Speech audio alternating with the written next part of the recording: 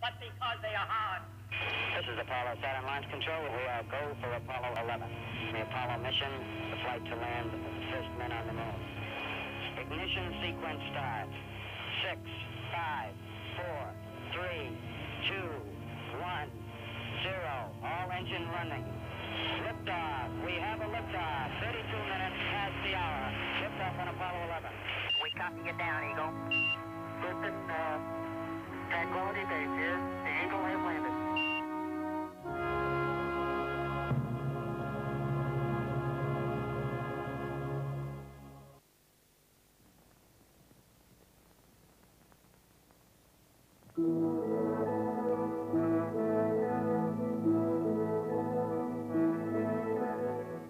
Five miles above the moon, Dave Scott and Jim Irwin looked out the window of their lunar module down toward Al Worden in the command module, which had completed its separation maneuver. Beneath them, the 15,000-foot peaks of the lunar Apennine Mountains. Soon they would fly low over those peaks on their way to a landing in a little valley in the mountains of the moon.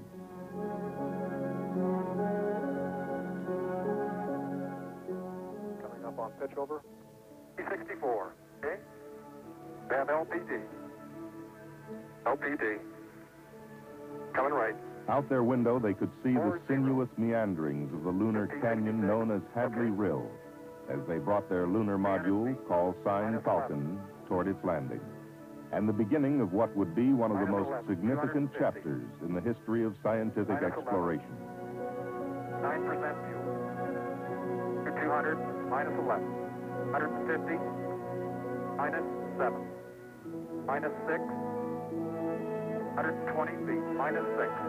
Minus 5, 100 feet at 5. 9% fuel. Minus 5. 80 at 5. Minus 3. 60 at 3. 50 at 3. Cross pointers look good. 40 at 3.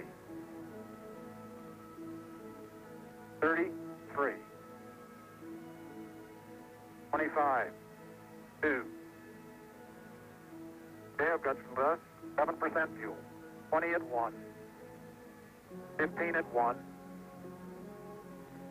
Minus 1. Minus 1. 6% fuel. 10 feet, minus 1.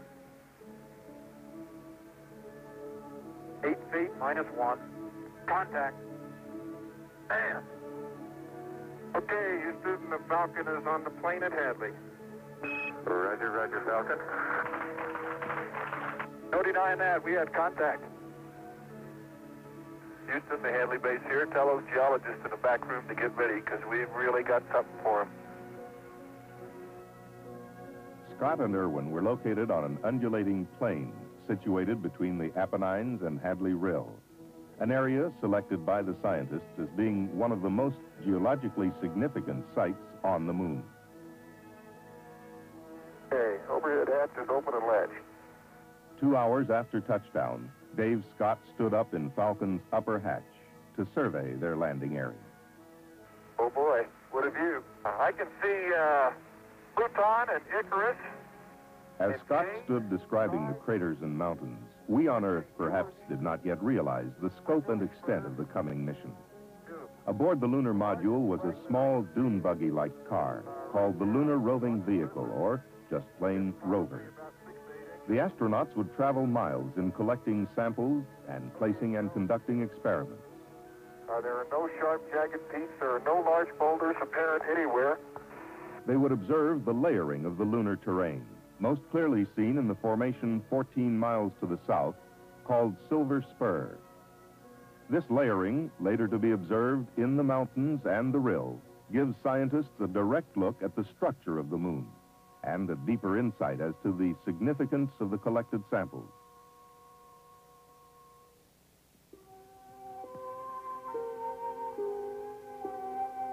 The journey of Apollo 15 had begun 4 days earlier, July 26, 1971. The crew, Dave Scott, spacecraft commander and veteran of Gemini 8 and Apollo 9. Jim Irwin, lunar module pilot, who would explore Hadley Rill and the Apennine front with Scott.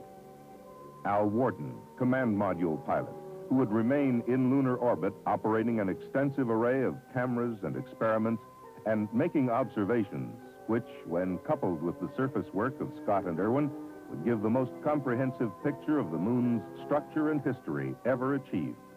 We have complete clearance to launch. We are go. 15 seconds. Guidance internal. 13, 12, 11, 10, 9, 8. Ignition sequence start. Engines armed. 5, 4, 3, 2, 1. All engines running. Launch commit. Liftoff. We have liftoff at 9:34 a.m. Eastern Daylight Time. The tower is clear. And we have a roll program. Roger. Precisely on schedule, 9:34 a.m., Apollo 15 lifted from the pad on its way to the moon. And we have a pitch program. Roger. Roger. With the exception of a few minor problems, the trip out would be uneventful. The command module Endeavour, carrying the lunar module Falcon, would arrive in lunar orbit with Scott's announcement, Hello, Houston. The Endeavour is on station with cargo, and what a fantastic sight. Oh, this is really profound. I'll tell you, this is absolutely mind-boggling up here. Gentlemen, I can well imagine that a foreign planet must be a weird thing to see.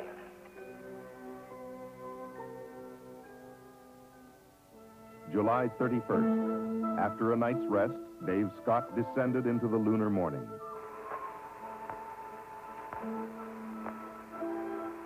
Okay, Houston, as I stand out here in the wonders of the unknown at Hadley, I sort of realize there's a fundamental truth to our nature. Man must explore. And this is exploration at its greatest. Scott was then joined by Jim Irwin.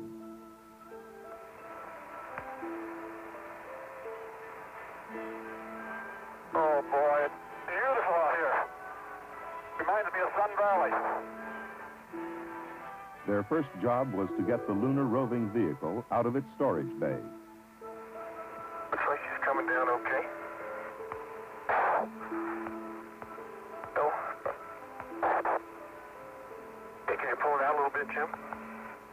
Up, up. That looks good. Boy, is this dirt soft. Like soft powder snow. Next, the astronauts tried out the rover. During this test drive, one failure showed up. The rover was designed to steer through both its front and rear wheels. But I don't have any front steering, Joe. Like this rear steering, Dave. Yeah. In use, the absence of front wheel steering would hardly be noticed. Then they loaded the equipment they would need for their geological survey and boarded the rover for their first exploration. Okay, we're moving forward, Joe. Roger. They were headed toward St. George Crater, located on a mountain slope above Hadley Rill to the south of the landing site.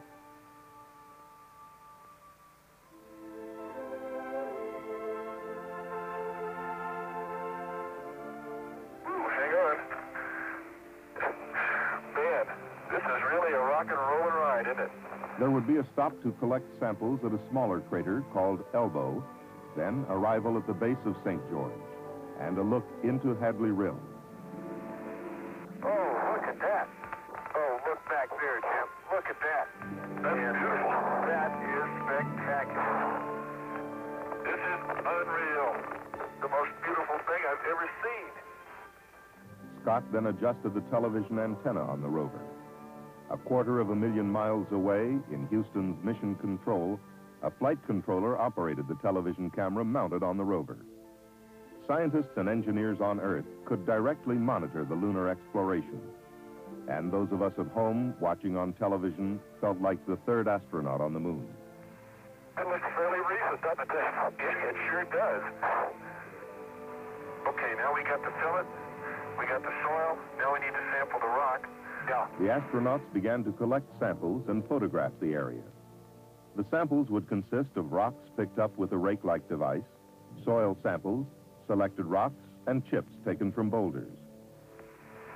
Can you imagine that, Joe? Here sits this rock, and it's been here since before creatures roamed the sea on our little Earth. They would also drive core tubes into the lunar soil to collect contiguous specimens from beneath the surface. But now it was time to return to the lunar module, not to end this first work period on the lunar surface, but to begin another phase. I can't believe we came over those mountains. We did. It's just a beautiful little valley. Yeah, those are pretty big mountains to fly over, aren't they?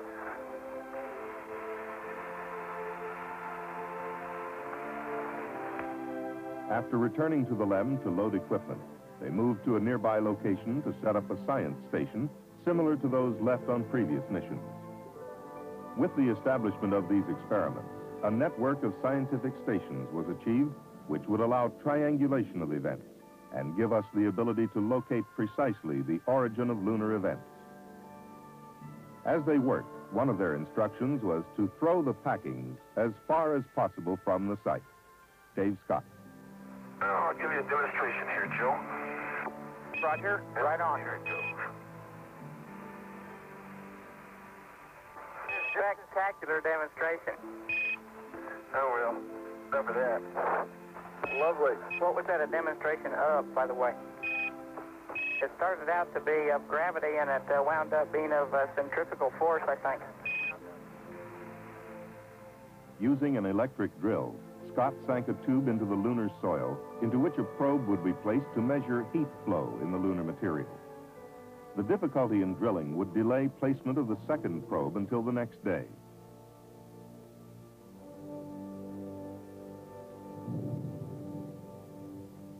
The science station was then activated, and Scott and Irwin closed Falcon's hatch on EVA number 1. And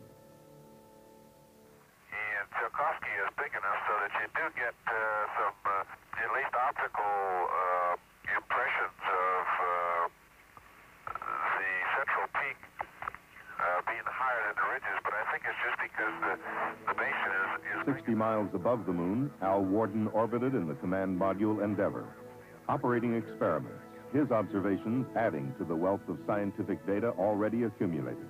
Okay, I'm looking right down on Littrow now, and a very interesting thing.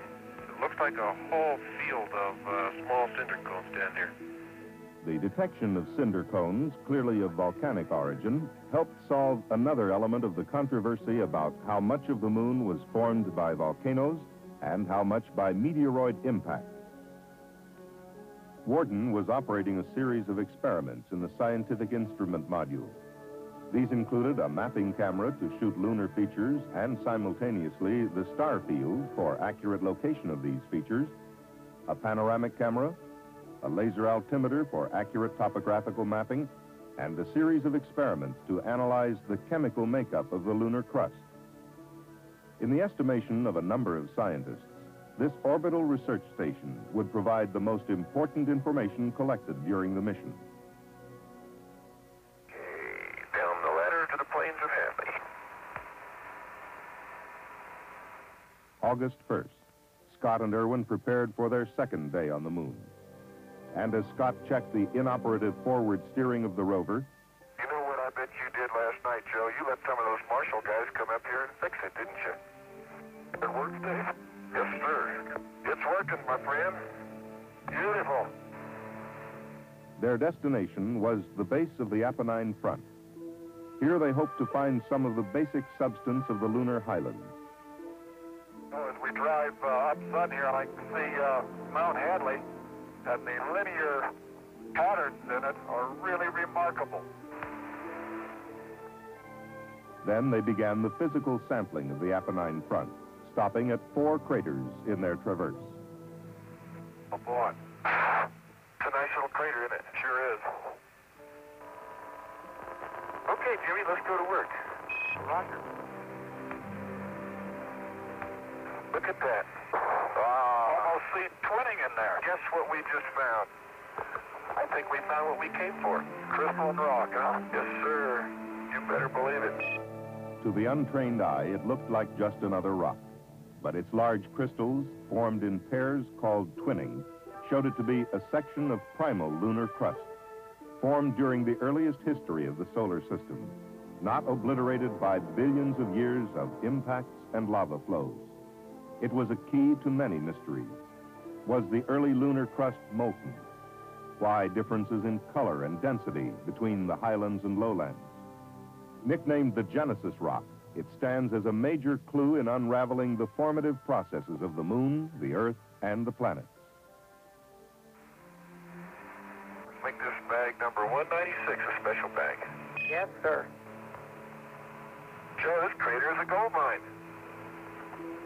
And there might be diamonds in the next one. Yeah, babe. Then we saw another practical use of television in lunar exploration. And Dave, you're going to want to cinch up Jim's collection bag probably before you go much longer. It's coming very loose there. Okay. Coming very loose. Let me do it right now, Joe, so we don't forget it.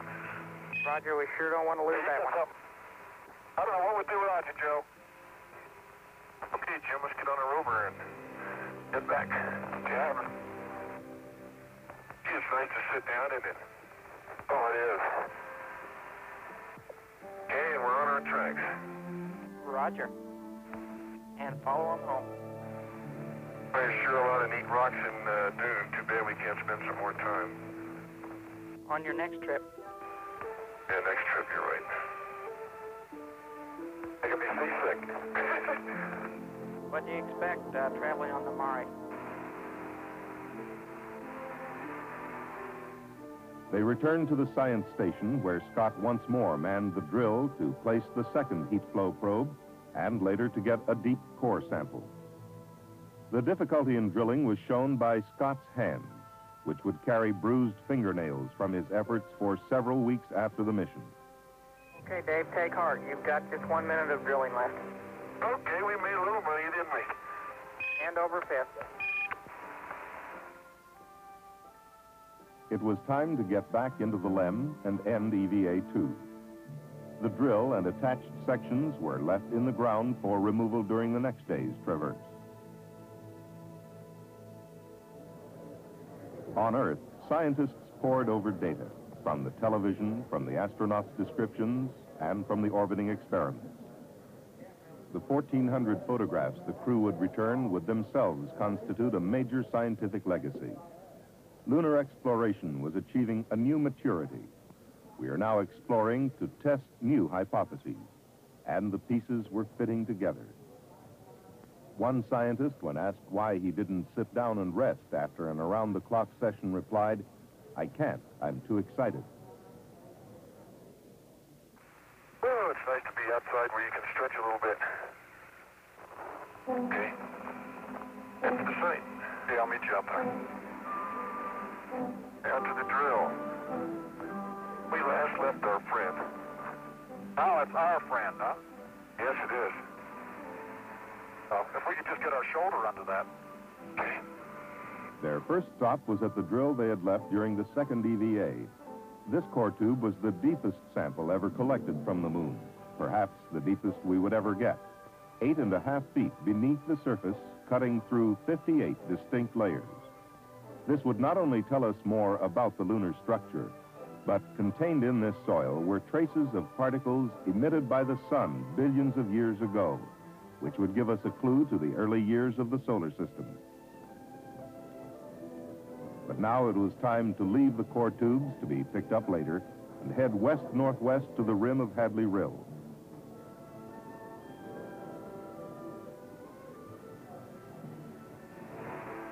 And look at that rill. How about that? I can see maybe 10 very well-defined layers within that unit.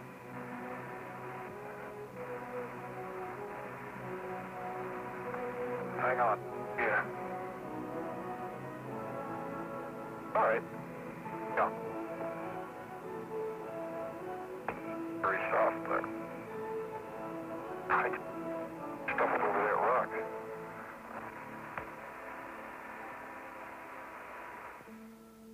Then Scott and Irwin descended a short distance over the rim of Hadley Rill to get a piece of one of the large blocks thought to be lunar bedrock.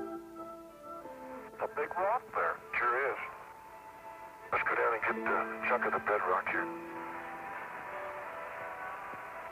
Get a little closer so you get that big chip out of there.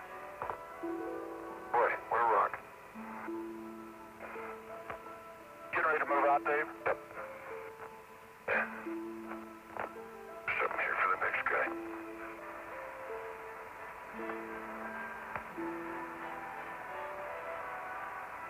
Okay, hop on and we'll get on with it here. They buckled their seat belts for the ride back to the lunar module. Oh, what a big mountain that Hadley is. Yeah, it's beautiful. Sun is really fierce. Oh, look at the mountains today, Jim, when they're all sunlit. Isn't that beautiful? Really is. By golly, that's just super. You know, unreal. Dave, I'm reminded of a favorite biblical passage from Psalms. I look unto the hills from whence cometh my help. But of course, we get quite a bit from Houston, too. After a stop to pick up the core samples, they returned to the LEM to close out their final traverse. But first, Scott would make history, canceling a stamp on an interplanetary envelope. I'm very proud to have the opportunity here to play postman. What could be a better place to cancel the stamp than right here at Hadley Rill? Then a demonstration of a classic experiment. Well, in my left hand, I have a feather. In my right hand, a hammer. And I guess one of the reasons we got here today was because of a gentleman named Galileo a long time ago who made a rather significant discovery about falling objects in gravity fields. And we thought that where would be a better place to confirm his findings than on the moon. And so we thought we'd try it here for you. The feather happens to be appropriately a falcon feather for our falcon. And I'll drop the two of them here, and hopefully they'll hit the ground at the same time. How about that? How about that? Proves that Mr. Galileo was correct in his findings. Finally, Scott drove the rover away from the LEM so that its TV camera could pick up a picture of the coming liftoff. As the space poet Reisling would say, we're ready for you to come back again to the homes of men on the cool green hills of Earth. Thank you, Joe. We're ready too. But it's been great. 171 hours and 37 minutes after they had lifted off the planet Earth, Scott and Irwin would lift off its sister planet, accompanied by a musical salute they themselves would provide from a small tape recorder on board. Good liftoff. Automatic.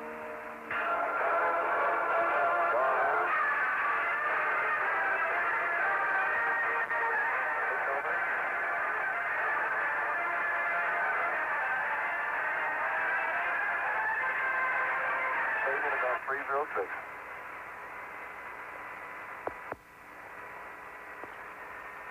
Hey, good smooth ride, Ed. Almost sounds like the wind whistling, doesn't it? Oh, what a view of the rill, huh? Boulder tracks coming down into it.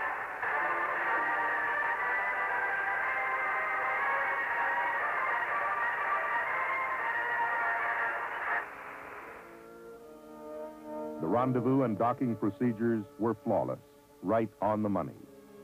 But their jobs were not over yet. They would spend 2 more days in lunar orbit gathering data from the experiments and photography. 1 more day around the moon than any preceding mission. On August 4th, they prepared to come home. But even on their last orbit of the moon, they had another experiment. 3, 2, 1, launch. A very pretty satellite out there. They placed in orbit a sub-satellite, the first ever launched by a manned spacecraft.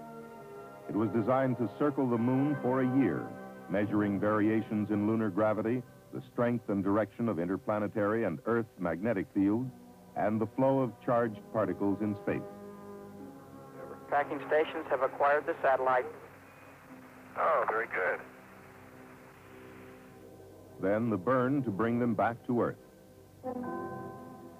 But their jobs were far from over. 172,000 miles from Earth, Al Worden left the spacecraft to retrieve the 8,000 feet of film contained in the cassettes of the Experiment Bay cameras. Later, they would turn their X-ray spectrometer toward the newly discovered X-ray pulsars, those mysterious black holes in space. At the same time, in accord with the previous plan, an Earth-based Soviet observatory scanned the same areas visually to help derive a model consistent with both sets of observations. During the trip home, the X-ray spectrometer would observe 7 X-ray sources and gather 50 hours of galactic data. Then, on August 7th, they looked into the fireball created by the heat of their re-entry into the Earth's atmosphere at 25,000 miles per hour. And there would be a heart-stopping moment as one of the 3 parachutes collapsed. However, the landing system was designed to use 2 parachutes. The 3rd parachute was an added safety factor. Today, that margin paid off.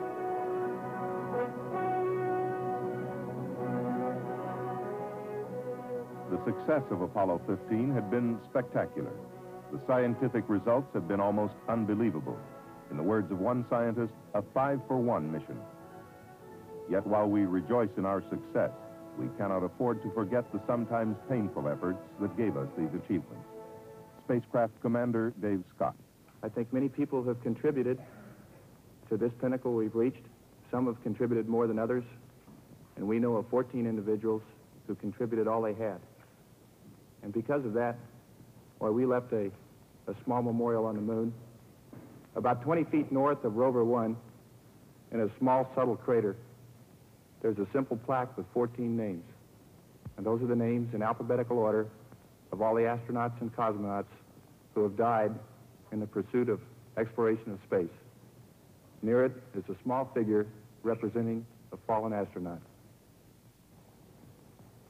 We went to the moon as trained observers in order to gather data, not only with our instruments on board, but with our minds.